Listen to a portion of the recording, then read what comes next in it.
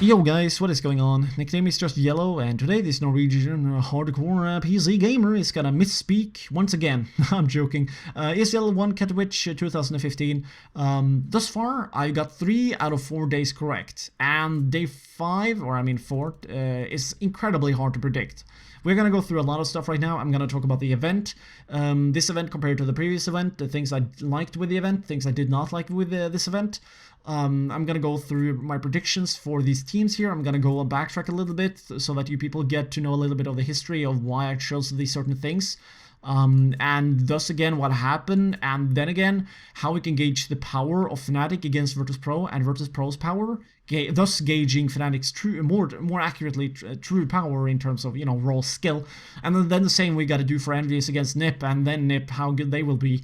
And then in the final here, why I picked Nip above Fnatic. So yeah, just a quick little mention, my YouTube channel just broke 8,000 subscribers, so for 10,000 I probably got some epic kind of stuff, smaller things in stock, so that's gonna be interesting. And on top of that, Counter-Strike just got, with this event, over 50% more kind of current viewership numbers than they actually got in any other event, I believe. I mean, the previous one, biggest one was either 600k including television or 500 with DreamHack Winter. So that kind of, excuse me, that kind of stuff being said, yeah, numbers galore. But anyways, let's get on with why I decided to choose Nip here over Fnatic. So for that to go down, we gotta go through the past and look why I picked Nip here in the semifinals over Envious, and you know why I chose them because of their performance, and exactly then how we gauge Nip's performance against Envious. Then we gotta compare this to Fnatic based on how well Fnatic played against virtus.pro, and thus how strong virtus.pro really is. So let's start with the the wild card, the odd job right here, the weird job of Nip beating TSM, and how I was so inspired and, well, not really inspired, I was rather impressed, thoroughly impressed by their teamwork and how they were able to get, how many rounds? Was this like 4 or 6 rounds from T side against one of the best CT teams in the game? Just putting that out there. So for people who don't know, TSM is actually former Dignitas, and Dignitas is one of the better teams CT-wise, as far as I can tell. I might be completely wrong, but anyways, you know, I'm just a scramblehead. Anyways, them just being able to get that kind of score on a nuke map, it shows that the synergy with Alu truly works, okay? It do work, and they are able to get what they want, and, you know, get right coming up big with their entire team relatively even in their heals, just being able to top TSM. Which is, by the way, a very skilled team, and, you know, we don't really need to go too much into the story and the skill of TSM, which is formerly Dignitas. So, you know, there's that. Nip were able to do that kind of job, and then they had to meet Envious, which, you know, they're already skilled, and they had to face Na'Vi, so that's kind of interesting, even though, again, they were finally able to clean up Na'Vi, and they won MLGX games, so that was kind of interesting. But then we already have a pretty nice set of, you know, I guess you could say the power level. We already have a pretty set feeling and notion of how strong Nip is at this very moment. Now, why I want to choose Nip above Fnatic, then we gotta look through what happened with Fnatic, okay? By the way, just a quick word, if anybody want to whine of me not making any updates in terms of Nip against TSM, and maybe you chose not that technically, but like maybe you choose Envious instead of Nip because you did not understand how strong and epic the feat and how the synergy of adding Alu, how, you know, Nip actually beat TSM, how that kind of affected which you should pick against these teams and all that kind of crap. If you want to complain about that, you can't, because I edited the description, so I just want to mention that. But anyways, let's go over to the second part here. Fnatic against virtus.pro. Here it gets interesting, okay? I just gotta say that. So, Fnatic beat virtus.pro. Why did I choose Fnatic over virtus.pro? I chose it because of virtus.pro's performance against Keyed Stars, which is a relatively inexperienced team, which really came to show on Nuke right here. They just got ran over, and, you know, yeah, obviously they started on CT side and ended on T side with, you know, a pistol round win and then second round win and all that kind of stuff. But despite these kind of things, the very best teams, they will be able to do a serious job on, you know, like even on T side on Nuke, okay, which made me just like truly seeing the feat of what the Nip boys were able to get through, and then, you know, gauging the virtus.pro's kind of power level against Keystars. That made me draw questions when then they were playing against Fnatic, and Fnatic actually struggled a little bit on Cobblestone. It might show that both teams are really good and they were maybe evenly skilled, and they knew each other so well that they had to actually go to overtime. That might be it. But it could also be that the map changes just made this stuff here even more raw, and one team might have been, you know, unlucky against the other one. But still, the raw results gives you 19-17 for Fnatic. So then when you look at the second round on Mirage here, Fnatic doing a mediocre, decent, you know, average job against VP. Not too much more to say other than that if this performance exceeds what NiP were able to do against Envious, only then can I choose Fnatic in the final. The reason for this is because there's no denying it. The synergy of Alu with the rest of NiP do work, okay? It's a lot more set strategy, or not strategic kind of play style that Alu have compared to Michaelele, in which allows NiP to play more as a team that is more effective and that can execute stuff in a not only more predictable way, but maybe a more tradey kind of beneficial way for the team. That is the way of thinking that I would, tactically speaking, say that is going down with NiP right now, and it's so fresh and so effective against the previous winners of MLGX games. Previous major, I would say. Is that even correct? My head is skewed on this matter. But that aside, yeah, I just gotta give it to NiP.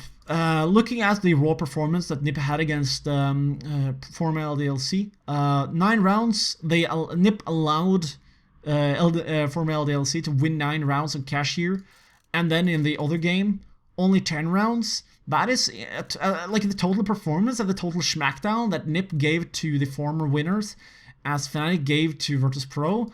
Very hard to compete with, okay? So, you know, just by raw statistics and a very nice gut feel by that performance as of late. And by the way, keep this in mind, people. Internet time is kind of a weird thing, okay?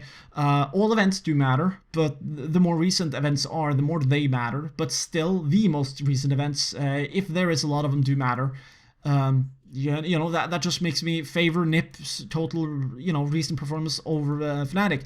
Now, I'm going to give myself counterpoints right here. That might make me fall off the wagon and might make me wrong, okay? Because I'm trying to take everything into consideration. So, looking at how you're supposed to play stuff in a final like this, if Fnatic play a lot, and if Fnatic play a lot and NiP does not play a lot, then NiP can look into the playing style of Fnatic, and they can, you know, get all this juicy information and then maybe on the fly counter it and completely wreck the other team. But the same thing can happen in an opposite kind of way, and I think that is what might go down. Like, if Fnatic win over NiP, I'm not even gonna be mad, because that is then what went down. Let's look here at the matches played, okay? 2 of Fnatic right here, plus 2 there, that's 4 games of Fnatic, 5 games of Fnatic, 6 games of Fnatic total. Then we go and look at NiP, okay? 2, 5, we're already at 5 here, 6 down there, 7 against Keystars, and, you know, there you go. So there's already a little bit more meat on the bone for Fnatic to suck up and eat up if they really want to study how Alu played with his team and how they're now a little bit more annoying to read compared to what they were before. So I just want to toss that on the table. If I'm wrong, that's probably why, and I'm not even going to be mad. What I honestly want in a major, and what I want in a final with any kind of sport, is if it's close. The closer a match is, the more intense it is, the more both sides are trying as hard as they can to win, and the more epic the fights gets, because you get to see this kind of level of play that is unheard of, it's unseen, and that is what truly makes entertainment epic in my sense and in my taste. So if you follow along my train of thought right here, who wins the you know, the fucking grand final? You shouldn't care, because I don't. I just care about an even game, and the more even and the longer games are, and the more maps that has to be played, and the more overtimes we get, the better it is. So hopefully people enjoy this video. Let's go over to other things right now that few people might be not that much interested to, but yeah, so I want to give my quick opinion here, or not just opinion, but detailed taste or preferences of this event compared to the previous MLG X game kind of event, okay? So this entire thing going down on Twitch mainly, great, love it, perfect. Any other site, go jump a cliff, okay? That's my best suggestion. Other things to say, I found it to be very annoying that we did not get to watch it in 60 FPS. That really pissed me off a little bit.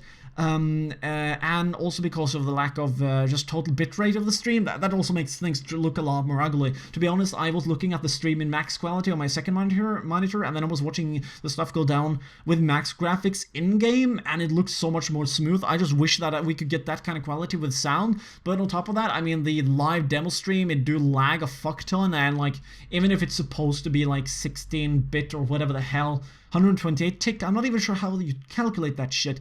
In terms of quality of this kind of event, yeah, it was kind of lacking, but I was able to bridge the gaps with the commentary from the stream, and then just muting everything when I looked through the watch thing right here. You know, of the live match down here, okay? So, you know, all that stuff went down, okay, not too much to say about that.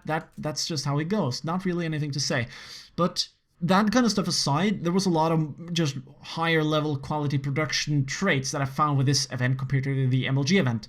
One thing, for example, is that when the analyzers, yeah, there we go, I said the right word. The analyzers, when they were talking, there was a lot of just juicy stuff that they got to say without being interrupted or just drowned in shitty fucking garbage music. So that was really nice. Yeah, by the way, I'm literally a music racist. If the music is made by somebody sitting on their ass and they're just typing on the fucking keyboard, and you know, like they're sitting there like nerds and they're like programming music, I just instantly fucking disregard and hate that music. The reason for it is because I've actually made and play music myself, so I know how it's actually epic that people play instruments. So I just become a music racist instantly. You and your cheap ass music, you seem more like cheap people, and thus the events seem more cheap. So I did not enjoy X Games at all. On top of that, their bitrate on X Games, the Aspen stuff, MLG, it was actually lower than what this event was, despite the frame rate, so that was kind of sucky.